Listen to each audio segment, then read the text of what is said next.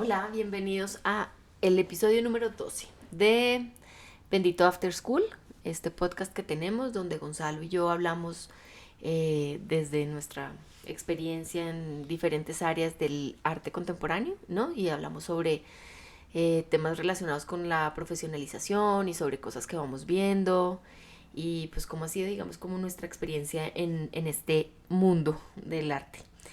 Eh, Hoy vamos a hablar de un tema muy chévere que a veces digamos como que no, pues no todo el mundo digamos como que logra entender la importancia primero de la curaduría, ¿no? De qué significa esto de curar, ¿no? Y luego nos queremos entrar un poco como en la importancia de tener, digamos, como ciertas líneas y darle contexto a las cosas que hacemos, ya sea desde el arte, obviamente, desde la producción, es decir, como para los artistas, como entender sus temas y digamos como sus líneas de investigación, que eso también lo hablamos en uno de los episodios pasados, pero también digamos, por ejemplo, este tema de estas líneas curatoriales dentro de una galería y dentro de una colección. A Gonzalo es más como desde la parte, digamos, un poquito más romántica, ¿no? O pues más, digamos, como más, profunda. A mí me gusta también como analizarlo desde la parte como más práctica, el por qué es tan importante, cómo se refleja eso en, como en cosas más tangibles, ¿no? Como tal vez el mercado, en las estrategias, en la parte, digamos, como de, ¿no? Como, sí, como, digamos, como más tangible.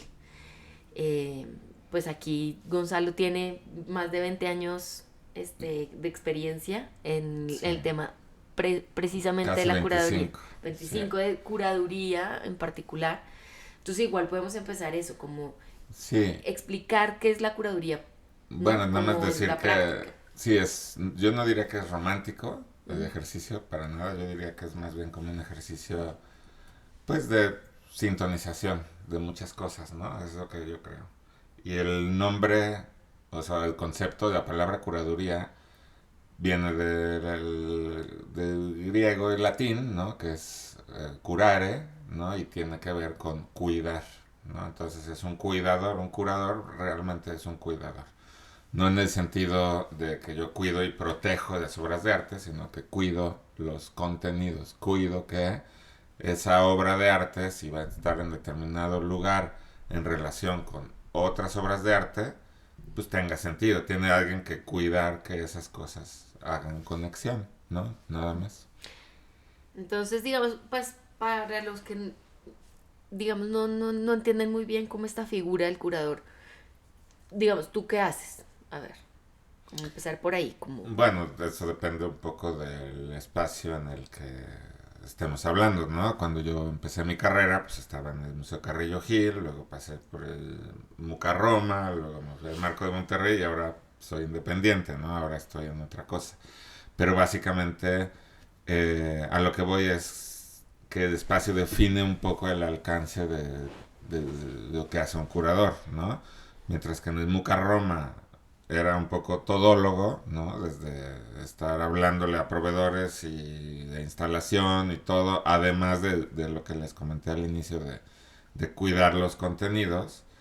En el marco de Monterrey, pues esto ya no tenía mucha razón de ser, o sea, meterme en temas logísticos, por eso estaba el área de museografía y de exposiciones, en donde ellos llevaban toda la parte de procesos logísticos y a mí me tocaba solamente el tema de contenidos, ¿no? Pero ahora bien, digo, hay curadores para todo. Estamos hablando aquí de curadores de museo, pero resulta que ahora hay curadores en galerías, resulta que ahora hay curadores invitados a las ferias, y resulta ahora, que es un poco también lo que estamos haciendo Cata y yo, que somos curadores para asesoría de coleccionismo, ¿no? Entonces son muchas cosas y yo creo que ahí la línea que une a todos es el tema de cuidar, ¿no? Justamente.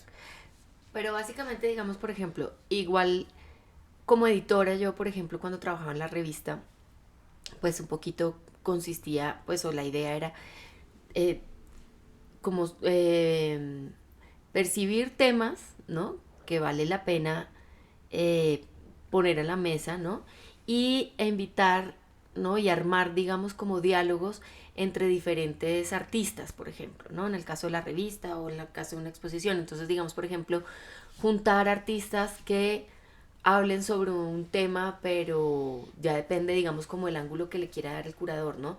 Si todos en pro o todos en contra de algo, o todos, o cada uno desde un lado diferente, ¿no? Como mirar, digamos, como las diferentes posturas, las diferentes las propuestas, y empezar a hacer como diálogos entre esos que generen, este, sí, como una conversación Ujú. acerca de algo que consideramos, ¿no?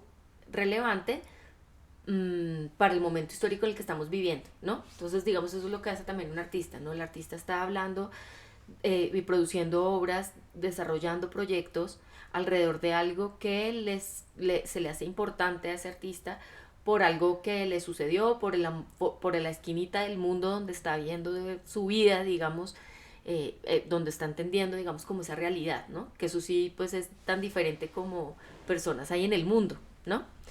Y entonces, teniendo esto en cuenta, ¿no? Como que es justamente que estamos como convocando diferentes voces para hablar sobre un tema, ahí es cuando, o sea, más allá, digamos, como del campo de lo comercial, es decir, no estamos juntando artistas o propuestas porque vendan mucho o porque se venda muy fácil, ¿no? Porque esta no es, digamos, como el área, aquí, digamos, por eso es que se legitima, ¿no? Hay una cosa muy importante que hay que entender en el arte, que es como una balanza entre la legitimación y la Claro. parte comercial, ¿no? Es decir, que algo se venda mucho no necesariamente lo legitima, ¿no? Porque pues ahí Ah, no, sí, solamente claro. habla de pronto del buen vendedor o del comprador incauto, pues, Bueno, ¿no? aquí justamente viene el tema de por qué en dos espacios donde normalmente hay, entre comillas, legitimación artística, uno es los espacios de legitimación cultural y de trascendencia histórica, que son los museos,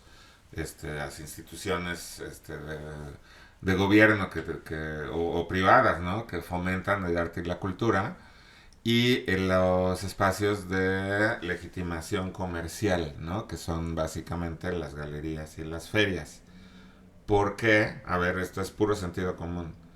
¿Por qué los museos no están buscando a sus artistas en los espacios de legitimación comercial? Justamente porque, como norma general, no digo que así sea siempre, en esos espacios no hay un tratamiento que vaya más allá de una cosa pues de inversión y de una validación económica, ¿no? En cambio, al revés sí funciona. Las galerías están buscando artistas que han sido legitimados en estos espacios de exposición, ¿no? Donde hay historiadores, donde hay curadores, donde hay gente que está enfocado en la trascendencia artística, ¿no? De estos Y objetos. ahí vale la pena hacer el paréntesis, ¿no? Entonces ahí vemos cuando hay diferentes tipos de galerías. Hay galerías que están vendiendo obras, digamos, como más comerciales o más decorativas o tal, ¿no? O sea, es decir, tiene el mismo nombre, es galería, ¿no? Pero hay otras galerías que se insertan más en el campo profesional, ¿no? Y que están vendiendo no las obras de arte necesariamente porque decoren o porque sean bonitas o porque busquen la belleza o porque tengan una gran técnica, sino porque los contenidos de las producciones de los artistas que están representando se están insertando también en esos foros de investigación, de especialización, que ahí digamos son estos que están funcionando pues con los curadores, ¿no? Y los investigadores y pues todo un sistema, todo un engranaje, digamos, como del campo profesional, Sí. ¿no? Entonces ya digamos como que teniendo eso en cuenta. Yo nada más quiero Ah, contar bueno, sí, sí, sí, dale, una dale. anécdota, que no sé si te acuerdas lo que nos pasó. Cuando nosotros llegamos recientemente a Monterrey, o sea, estamos hablando en el 2012, que acabábamos de tener a nuestra bebé, a Juli, y que estábamos llegando en plena canícula a Monterrey y así, teníamos que llenar los papeles para el departamento que íbamos a rentar. Y me pregunta la persona que nos iba a Ah, sí. rentar, ¿y usted en qué trabaja, no? Y le digo, soy curador en un museo, ¿no? ¿En qué museo? No, pues en el Marco. Ah, qué bonito, ¿no? Y ya. Y cuando siguió llenando el papel, ¿no? Y cuando veo y me muestran, lo que había puesto no fue curador de marcos, sino que pusieron decorador. Como no entendió el concepto de curador, ¿no? Ahorita que Sí. hablabas de decoración. Y creo que esta anécdota, más allá de lo chistoso, revela un montón de cosas. La incomprensión de lo que implica la Ujú. curaduría, por un lado, y también ¿cómo te puedo decir? Como la ilusión de que, como entiendo que hace un curador, es alguien que acomoda estéticamente y decora, ¿no? Espacios. Nada que ver, justamente, y aquí lo que estaba diciendo Cata es que un curador está más bien en el lado de la generación de un contexto, de una experiencia significativa para el público que visita determinado espacio y de brindarle todas esas herramientas, más allá de lo que ya está proponiendo el artista con su obra, que acompañen a las obras para una comprensión más profunda, Sí, ¿no? Nada más. lo que pasa es que también alrededor de la figura del curador pues también se ha debatido mucho porque mucha gente piensa como no, el artista no necesita que alguien esté explicando su obra y entonces la Claro. figura del curador es innecesaria y a veces el curador se siente más importante que el artista y ese Bueno, eso tipo de sí, ¿eh? A cosas. veces sí, Bueno, pero... a veces pasa, ¿no? Y, y, y, y hay veces que de eso se trata la exposición, ¿no? Como el trabajo de un curador. Entonces, es decir, sé que hay muchos mitos y cosas alrededor del curador, pero es que hay que entender que el artista está trabajando con imágenes, ¿no? Que el lenguaje del arte, ¿no? Es, es a veces más sutil, más abstracto, y que para sacarle realmente todo el jugo, pues hay que saber algo. Hay gente que dice, no, es que si yo no entiendo la obra cuando la veo, entonces, entonces es que el artista no es bueno. Y para nada, ¿no? Tú hace poquito en el tour estabas contándoles a los que nos acompañaron, pues una anécdota muy interesante cuando estabas dando un curso, ¿no? Este man que te dijo, como, ay, yo cuando oigo la novena de Beethoven. Sí, Que es eso que estaría interesante tiene que compartirlo haber acá. un canal que acompaña las obras, ¿no? Más allá del disfrute y el placer o la ilusión de comprensión de algo que estamos viendo, siempre hay un canal importante que debe ir al lado. Por eso cuando vamos a escuchar un concierto nos dan un folletito. Por eso cuando vamos a una obra de teatro también nos dan el folletito, ¿no? Esa es la función que tiene, por ejemplo, el texto curatorial en una exposición, ¿no? Este caso que comenta Cata fue muy significativo y creo que, o sea, le dieron así, al clavo con lo que pasó, ¿no? Estaba yo explicando la obra de Joseph Beuys en un curso en un museo, ¿no? Y una persona levantó la mano y me dijo que sentía que yo les estaba queriendo convencer. Entonces dije, oigan, yo no les quiero convencer, estoy contando la historia del arte, o sea, esto es lo que pasó y Joseph Beuys pues, es uno de los artistas más importantes de la historia del siglo XX, con una trascendencia que sigue impactando incluso al arte de nuestros días, ¿no? Y este señor me dijo que él no había necesitado, por ejemplo, que alguien le explicara la novena sinfonía de Beethoven y que cuando él había escuchado su cuerpo había vibrado con la emoción y la experiencia estética, ¿no? De escuchar a la novena.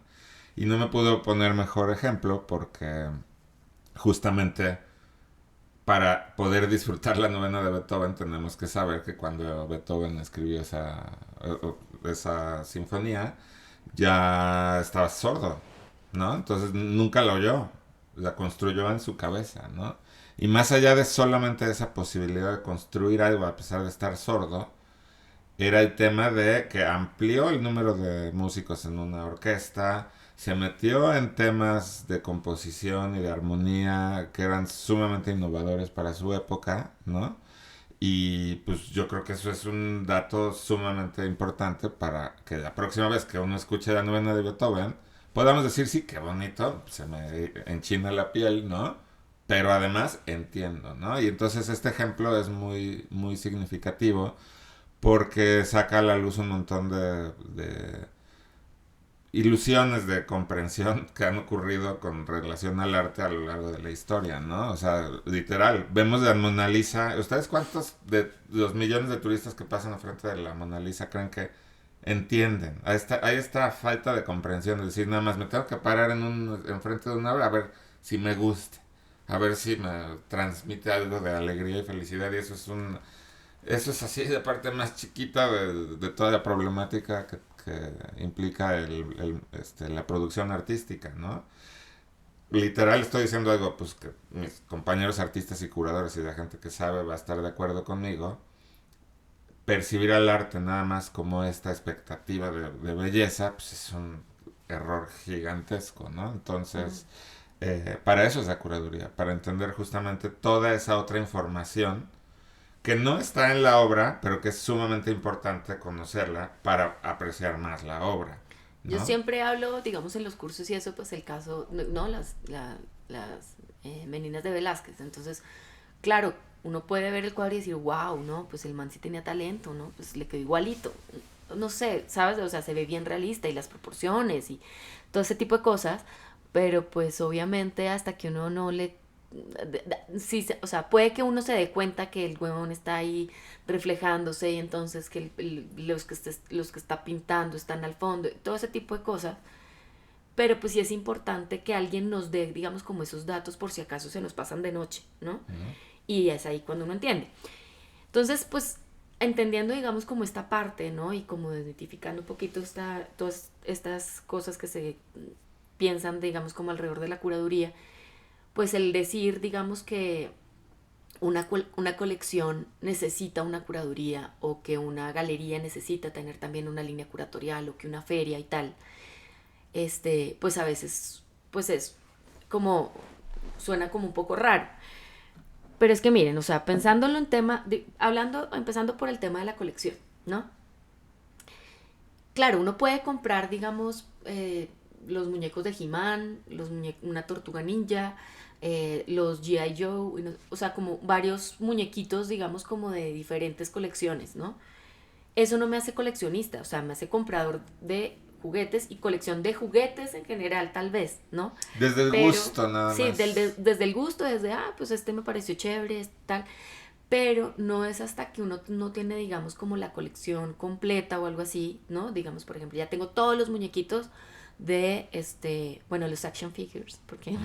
los coleccionistas de estas figuras, pues me pueden, regañar, pero bueno, yo solamente hasta que tengo, digamos, como completa, siento realmente completa esa colección. Y cuando un museo necesite, digamos, por ejemplo, identificar para una exposición ciertas piezas, pues obviamente es mucho más fácil si mi colección está de alguna manera como acotada. Entonces, por ejemplo, si yo colecciono fotografía del 2000 al 2020, ¿no? Latinoamericana, mexicana, ¿no? Entonces, ya cuando un museo hace una exposición sobre fotografía, pues dice, pues la colección de Catalina igual y debe tener cosas interesantes, entonces la consultamos, ¿no? Es más fácil identificar. Es lo mismo, digamos, por ejemplo, un artista. Si un artista hace de todo y muchísimos temas, y, digamos, no tiene, digamos, clara, digamos, como esas líneas de investigación, a veces va a ser mucho más difícil que los curadores identifiquen a ese artista para invitarlos a estos proyectos, pues particularmente sobre tal tema, ¿no? Pues porque de pronto conocen un tema pero no sabían que también hablaba del otro, ¿no? Entonces, eso en términos, digamos, como de colección, pues es importante.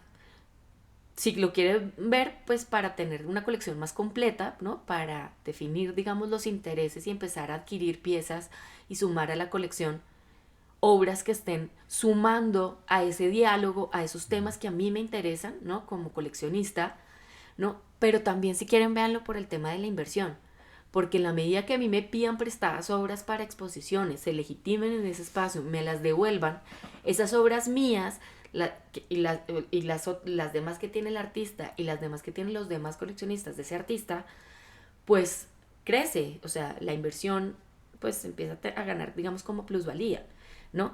También, digamos, por ejemplo, las galerías, si un poquito están representando artistas de todos los estilos, diferentes nacionalidades, diferentes generaciones, pues también va a ser más difícil para los coleccionistas pues identificar eso, ¿no? Que si digamos, por ejemplo, yo estoy hablando sobre artistas que tienen relación con, o tienen, digamos, como referencias hacia el arte moderno y tal, pues yo ya sé que pues en Proyectos Monclova me va a encontrar varios, ¿no? Entonces yo ya sé que pues igual empiezo a trabajar con esa galería y empiezo a adquirir las piezas, ¿no?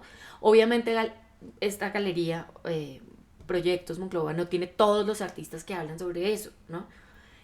Tiene varios, pero entonces ahí me voy con esa y luego puedo ir con otra y luego puedo ir con otra, pero ya empiezo a identificar dónde están esos ecos, pues que hacen, ¿no? Que Sí, resuenan con mi colección.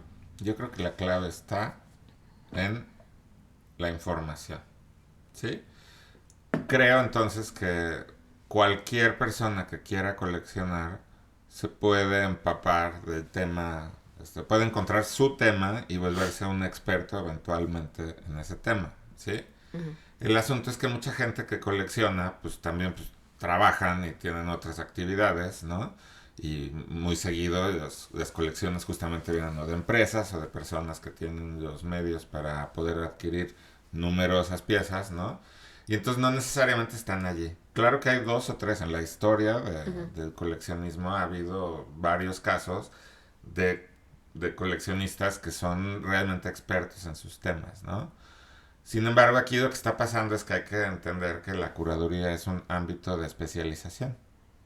Es un espacio, no es una palabra inventada, en algún momento podemos hablar de la historia de la curaduría, que es súper interesante, pero hay un momento, en especial ya en el finales del siglo XIX y siglo XX, donde los curadores se acercan a los museos, venían de las universidades y se los llevan a los museos para poder profundizar. Es un ámbito académico de especialización, ¿sí? Entonces, realmente son personas que saben mucho de estos temas, que pueden hacer conexiones a un nivel más allá, nada más de que una persona diga, ay, yo soy aficionado a esto. No, ya estamos hablando de que son, pues están formados Y que académicamente, dedican su vida a eso, pues. dedican su vida a eso y entonces de repente puede llegar un coleccionista y decir, a ver, me gusta mucho la fotografía mexicana del siglo XX, ¿no? Entonces, conozco a tal y a tal y a tal y a tal, y sí, hay un alcance importante desde la visión de ese coleccionista de ese tema, pero cuando se acerca con un curador, no es que los curadores sepan de todo, es que hay curadores en diferentes nichos, ¿no? Y hay curadores en el tema de la fotografía mexicana del siglo XX. Entonces, si van a hacer una colección, pues busquen al experto, busquen, vuelvo a lo mismo, a la persona que tiene la mayor información y un horizonte mucho más amplio de eso que están buscando, ¿no? Ahora, antes de hacer el video que íbamos hablando en el carro, de que vamos a hablar hoy y tal, este, decíamos, lo que pasa es que hay, digamos, una cosa es tener buen ojo, ¿no? Y hay coleccionistas que tienen muy buen ojo, ¿no? Y entonces creen que por eso ya están haciendo, digamos, como una gran colección. Pero luego entonces dicen, tal vez, digamos, después de ver este video dicen, hola, no, pues sí, igual y me conviene contratar un curador para armarme mejor mi colección o para especializarla más, para hacer, hacer algunos textos, ¿no? Para el catálogo, en fin, ¿no? Pero ¿cómo hacer para identificar esa persona que sabe? O sea, ya como coleccionista, ok, ya entiendo que tengo que contratar a alguien especializado. Bien, ¿cómo hago para saber que esa persona tiene, digamos, como las credenciales, ¿no? Obviamente, lo primero, siempre, el currículum, ¿no?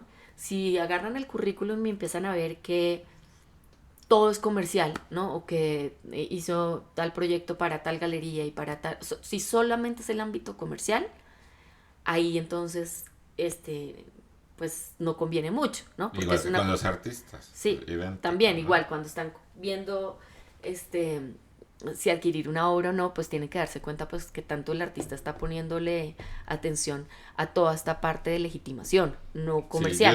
yo diría aquí que hay que tener muchísimo cuidado en la distinción entre un curador, normalmente la persona que acompaña a un coleccionista en su proceso de selección es considerado una especie de asesor, ¿no? O consultor, Es asesor o ¿no? consultor. Sí.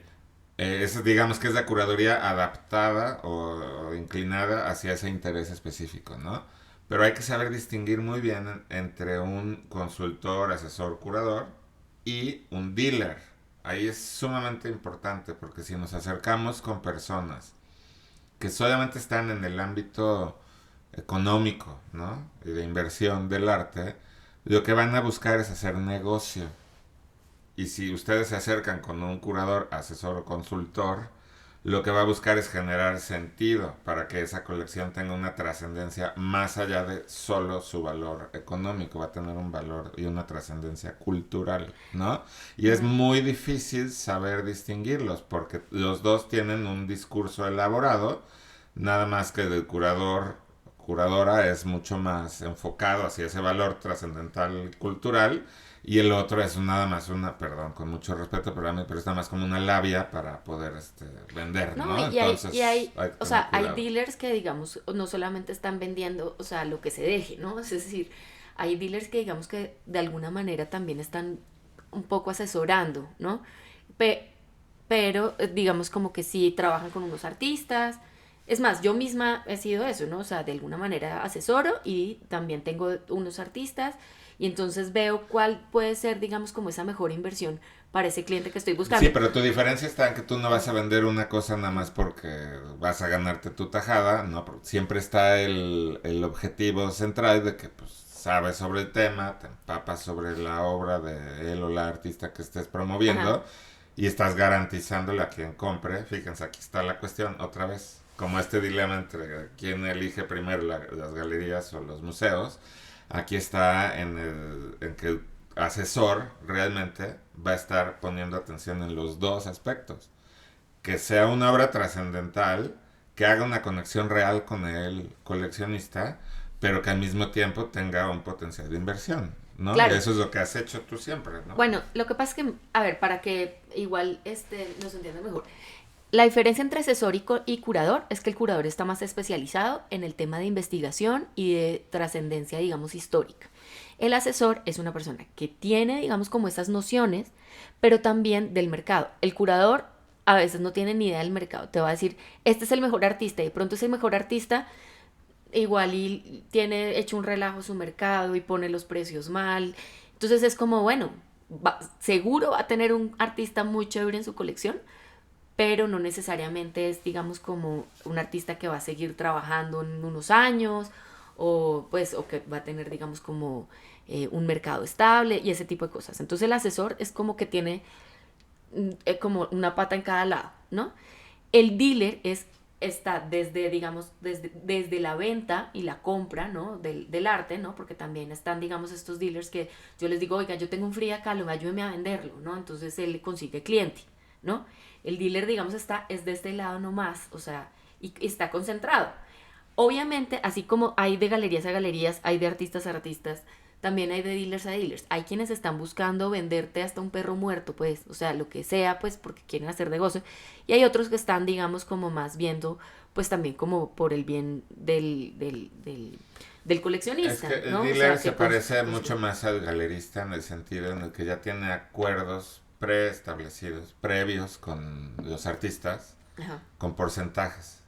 Entonces ya sabe el dealer que yo tengo estos 15, 20 artistas y llegué a un acuerdo previo con todos ellos que puede ser de un 30, 50, 60% de ganancia. Entonces lo que va a querer, como cualquier comerciante, es vender a esos, ¿sí? Con los que tiene, que pueden Claro. ser muy buenos o no tan buenos, ¿no? Pero los quiere vender y es como venderte, como dice Cata, ¿no? Un coche usado con un kilometraje altísimo y te lo vende como si fuera el último modelo, ¿no? Ujú. Entonces hay que tener mucho cuidado. En cambio, el asesor lo que va a hacer es primero escuchar al coleccionista, va a saber cuáles son sus intereses, va a evaluar el potencial de esa colección desde muchas perspectivas. Porque, ojo, puede haber un coleccionista sumamente bueno, no con tantos recursos, me explico, no nada más ser millonario es lo que puede garantizar una buena colección, ¿no? O sea, una construcción construida despacio, de manera mesurada a lo largo de los años, puede llegar a ser mucho más trascendente que un millonario que dice, a ver, toma, ahorita te compro todo un lote, ¿no? Ujú. No vamos Bueno, a poner pero también, nombres, ¿verdad? sí, Sí, pero pero... también, digamos, por ejemplo, dentro de los asesores, yo siento que ahorita, por ejemplo, que yo creo que igual eso nos da para otro video, pero está como el asesor influencer, ¿no? O sea, que no necesariamente sabe de arte, ¿no? Que no necesariamente sabe incluso de mercado o de pronto tiene como algunas nociones de mercado, ¿no? Pero se está fijando más como en las tendencias, ¿no? Como cómprate ahorita un COS porque es que ahorita es lo máximo, ¿no? y te clava Es 5 que lo codos. dijiste muy duro y muy claramente, así. Esos son más figuras mediáticas. O Sí, sea, les gana más. Si los pusieras en una balanza, se van más hacia todo el tema mediático tienen que... muy claro el tema de tendencias, pero la cosa es que en el arte la tendencia es una cosa pues muy peligrosa. Porque si bien los artistas, y pues obviamente uno tiene que estar consciente pues de las tendencias, porque pues eso es parte del zeitgeist, del espíritu de la época, el sentir de la época, ¿no? Eh, las tendencias pasan. Y la diferencia entre, digamos, el diseño y el arte es justamente el tema de la tendencia. Porque la tendencia pasa.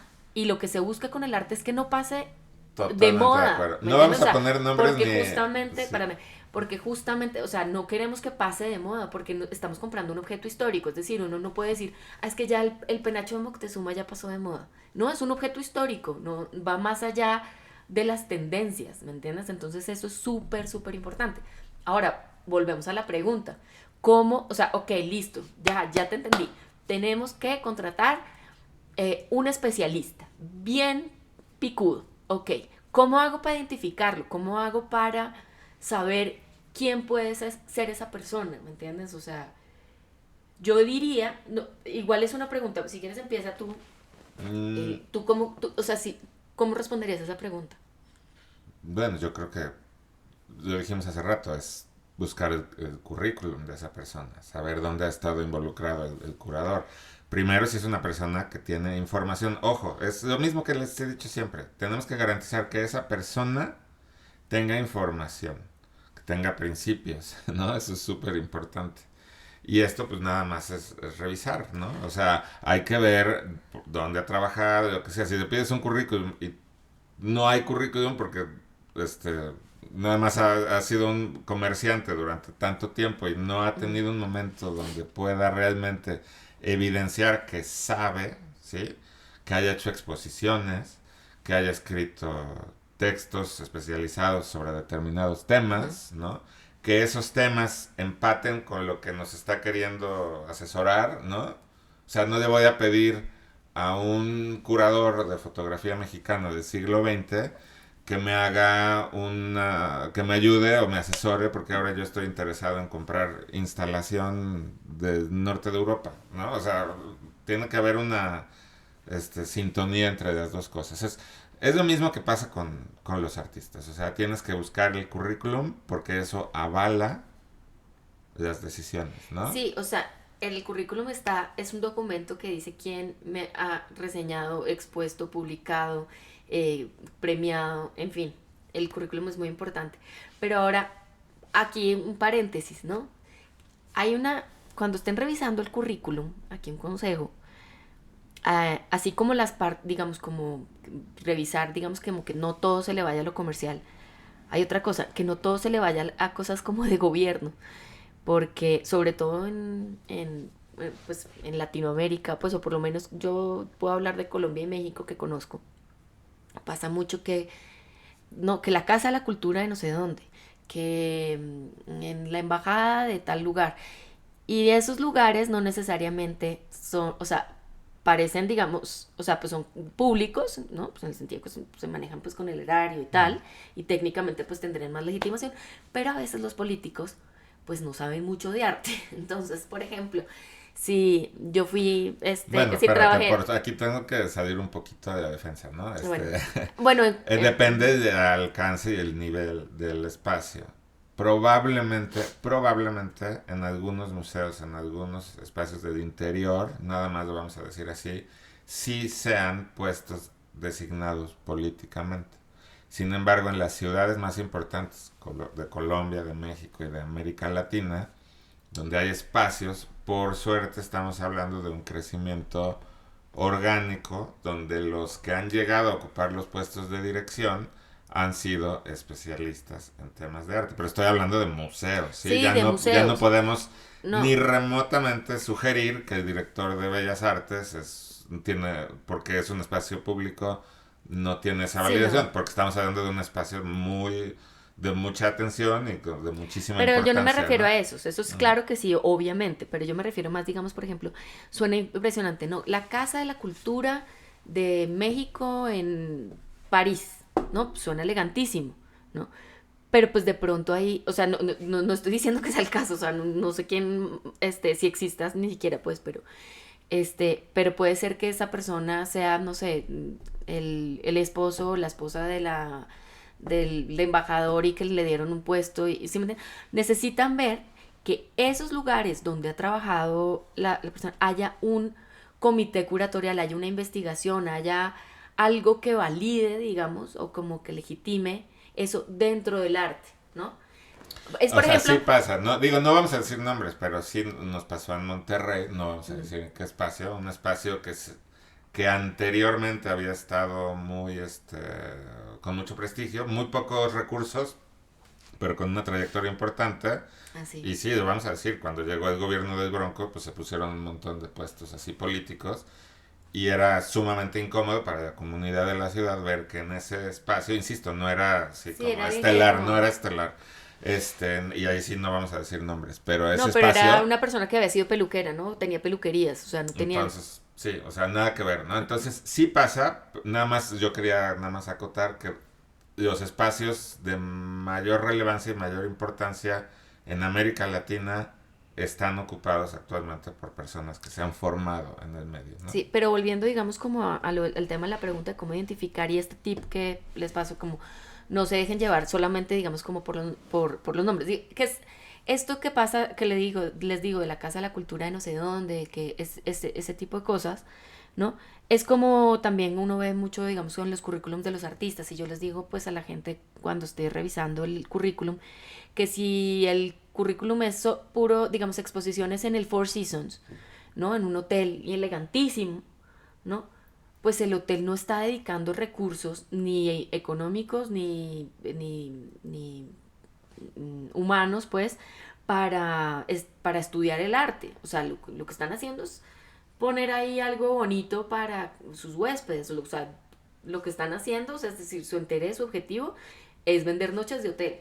¿Sí me entienden? Eso, entonces lo mismo pasa un poco con estos lugares. Entonces, cuando vayan a revisar, digamos, como el currículum de un especialista, pues fíjense que los museos y las instituciones y lo que esté, digamos, poniendo en ese, porque yo puedo tener una lista muy larga de cosas, pero si esas cosas no tienen, digamos, peso curricular, pues es lo mismo que nada, ¿no? Entonces, pues ese sería, digamos, como el consejo. Ahora, ya un poquito como para hablar sobre cuáles, digamos, pueden ser esas líneas, pues yo pensaría que son, pues, cronológicas, ¿no? O sea, como, o pues, digamos, generacionales, como empezar a escoger por generación, por temas, digamos, por ejemplo, ayer estaba hablando con unos amigos que están muy metidos como en el tema de las cryptocurrencies y la tecnología y tal, pues tal vez conviene que pues de pronto empiecen a mezclar ese interés que tienen en su trabajo y pues por lo que hacen día a día. Tal vez hay muchos artistas que manejan, digamos, como algunos de esos temas pues de una manera interesante, entonces pueden ir armando esa colección pues como temática, ¿no?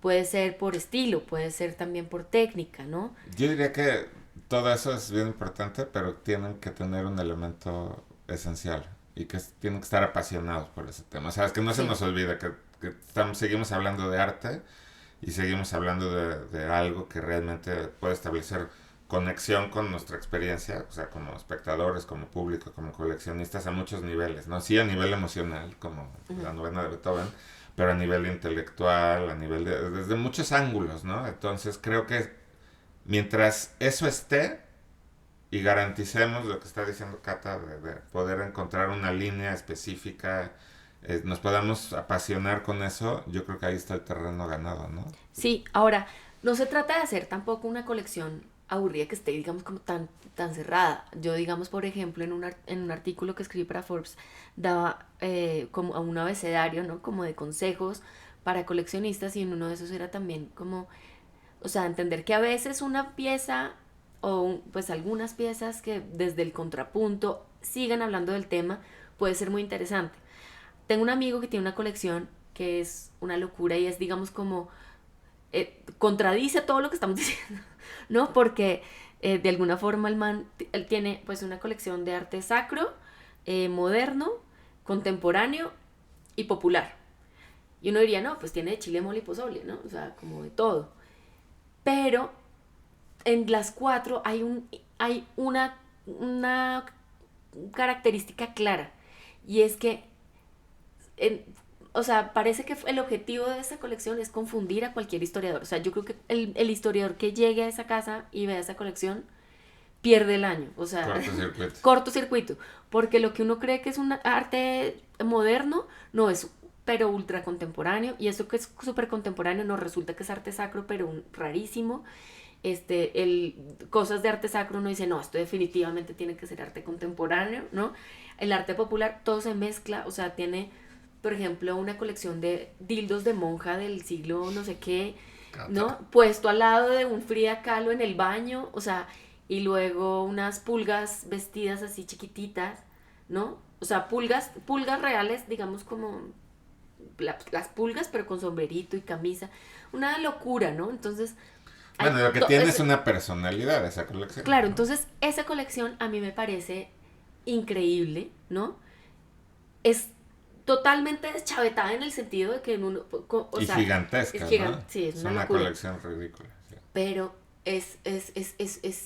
digamos, digo deschavetada como en el buen sentido, o sea, o sea, lo chévere es que a uno le está haciendo la cabeza así, ¿no? Pero si se dan cuenta, aunque sean de muchas cosas, y esa sea la intención, pues sí, es intencional, no es gratuito, ¿no? Entonces, esa es, digamos, como una excepción muy extraña, ¿no? Pero sí traten de identificar como eso que les llama la atención digamos, como irse como especializando en eso, ¿no? Eh, digamos, como ejercicio yo lo hago mucho con los artistas es muy claro, cuando vamos a hacer, digamos, el statement, ¿no? A hacer este texto, ¿no? A poner en palabras el por qué me interesa, de dónde surge ese interés y cómo se ve ese interés reflejado en la obra, ¿no? Muchas veces los artistas empiezan a trabajar desde la intuición, ¿no? No saben por qué es lo que están haciendo lo que están haciendo, pero lo hacen, ¿no? Si se topa ahí pared, es una ocurrencia, se me ocurrió hacer esto. Pero cuando rompen esa pared, ¿no? Y buscan el por qué es que estoy haciendo eso, ¿no? O sea, y encuentran, digamos, como ese statement, ahí es cuando se vuelve algo trascendental, ¿no? Que es lo que buscamos. La intuición es una ecuación, entonces se puede hacer a la inversa, ¿no? Y lo mismo pasa en las colecciones. Muchas veces los coleccionistas empiezan a adquirir obra y no saben realmente por qué es que la están adquiriendo, ¿no? O sea, como que les llama la atención por alguna cosa. Entonces hay que mirar todas las cosas que están, digamos, como, o sea, como revisarla toda y empezar a ver coincidencias. Lo que les digo, en temática, en generación, en técnica, ¿qué otra cosa podría ser? No sé, rareza, Sí. estado de conservación, hay que tenerlo siempre en mente, ¿no? Pero a ver, es que mientras te estoy oyendo, creo que hay una cosa ahí muy interesante. A veces, cuando nos toca también asesorar artistas, ¿no? Que lo hacemos de vez en cuando, les decimos a los artistas, ¿no? Porque dice que tú también lo haces. Ese tema que te está moviendo, ¿por qué? Y a lo mejor todavía no lo tienen como claro por qué es ese tema y hay que explorarlo y hay que leer y hay que informarse. Yo diría que algo similar pasa con los coleccionistas. De repente puedes decir, a ver, ¿por qué estás comprando ¿cómo se llama? Pulgas vestidas, ¿no? Ujú. Ok, más allá de la curiosidad, probablemente hay una cuestión psicológica interna de su propia individualidad y personalidad que vale la pena seguir explorando y mientras empiecen a coleccionar más y más y más y más, van a ir explorando también una cuestión muy personal, ¿no? Ujú. Y eso yo creo que es un valor importantísimo de una colección. Y yo creo que, digamos, por ejemplo, uno de los errores, o sea, siempre se puede encontrar ese qué, ¿no? Ese por qué estoy coleccionando tales cosas, ¿no? Mientras sea genuina mi compra, es decir, mientras realmente me haya gustado a mí. Hay un error garrafal, o sea, que yo veo en coleccionistas que van detrás de otros coleccionistas viendo qué compran, ¿no? Entonces me pasó, digamos, por ejemplo, una vez que me invitaron a tener un stand en una feria en Bogotá, pasó César Gaviria, que es un gran coleccionista, ¿no? Y ya había pasado otra persona que me había comprado unas piezas Y luego se devolvió y dijo, a ver, ¿qué compró Gaviria? No, pues Gaviria compró esto y esto. Ah, bueno, entonces yo quiero eso, ¿no? Y es como, sí, es- o sea, pues si te gusta, o sea, es decir, cada cual hace, pues, bueno, está bien, cada quien se gasta la plata en lo que quiere, pero, pero pues es que eso no es ningún criterio, ¿no? O sea, es como, Que no sea aspiracional, ¿no? O sea, yo creo que es sumamente importante. pues, No vamos a decir, pero de una región del país de México hay un montón de artistas que están pinte y pinte y pinte y que uno se para en las casas más elegantes y resulta que todos tienen de los mismos 3, 4 artistas de esa región y nos damos cuenta que ni entienden por qué, nada más es porque vieron en la casa de alguien que tenía ese cuadro y entonces se vuelve aspiracional como para pertenecer a determinado estrato socioeconómico o sociocultural, se, se compra eso y empieza a ver como estas aberraciones de mercado porque son piezas que están en las mejores casas y si les buscas el segundo mercado no valen ni 3 pesos. Entonces hay que tener cuidado. Por eso también hay que claro. investigar quién nos asesora y hay que investigar la trayectoria de los artistas también, ¿no? Y tal vez aquí vamos, o sea, yo creo que aquí de este No, ya video han despegaron salido 5 videos más. 5 videos, pero hay una Y ya cosa nos muy pasamos. importante, sí, pero bueno, pero hay una cosa importante, digamos, por ejemplo, también identificar el tipo de coleccionismo que yo tengo, ¿no? Porque hay un coleccionismo que es social y es justamente eso, es como, mira, no me importa si después lo vendo, no lo vendo, lo que sea, pero es que este artista lo tiene Pepita Garza Asada de Garza y entonces lo quiero tener en mi casa también para que la gente, los amigos, ¿no? De la sociedad lleguen y vean el cuadro tan elegante y que todos sabemos que cuesta un montón de plata, ¿no? Una vez me pasó que una amiga interiorista estaba haciendo un proyecto y entonces decía, bueno, Cata, yo que le asesorara un poquito como en el tema de arte, me decía, pero es que tienen este cuadro espantoso que se lo compraron o sea, en esa zona que es en la que se refiere Gonzalo, ¿no? Que fueron a un matrimonio y no sé qué, entonces que fueron al artista y entonces compraron este artista, que les costó $10,000, pero está espantoso y pues me daña todo el proyecto y a los mismos dueños ni les gusta tanto, pero entonces lo quieren vender, ayúdame a venderlo. Y yo, bueno, va, ¿cómo se llama? Entonces está, y busco, o sea, uno lo primero que tiene que hacer es buscar exactamente quién es, qué tal está el mercado y tal. No, pues me encuentro que está en mercadolibre.com a 10,000 pesos. Entonces, obviamente, cuando le dije esto a esta persona, me dijo, no, ¿cómo? ¿Y eso por qué pasa? Y yo, bueno, o sea, yo no voy a decir que es que a mí me parece horrible el cuadro, no, o sea, no voy a emitir juicios de valor, simplemente me remito a los hechos. Venga, miramos el currículum. Y el currículum que inauguración en el club de golf de no sé dónde, en el hotel elegantísimo, en la casa de la cultura de no sé dónde, en el palacio de gobierno de tal lugar. Y entonces, pues, pues por eso, pues porque es que resulta que en esos lugares no hay nadie que esté investigando y validando y legitimando el arte. Entonces, eso que es el artista, pues no tiene un segundo mercado. Es decir, se vende como mercado de segunda, no segundo mercado, que no es lo mismo. Pero bueno, nos pasamos un montón, pero estuvo rica la charla. Dejen en comentarios cuáles, digamos, como de las De cosas. las líneas que soltamos, ¿cuáles merecen ¿Cuáles? videos? De Y hecho, ahí lo seguimos. este video lo empezamos a hacer justamente porque un suscriptor nos escribió, pues que cómo hacer para encontrar esa línea en las colecciones. Y pues bueno, a ese suscriptor le mandamos un saludo muy especial y nos vemos en el próximo. Bye.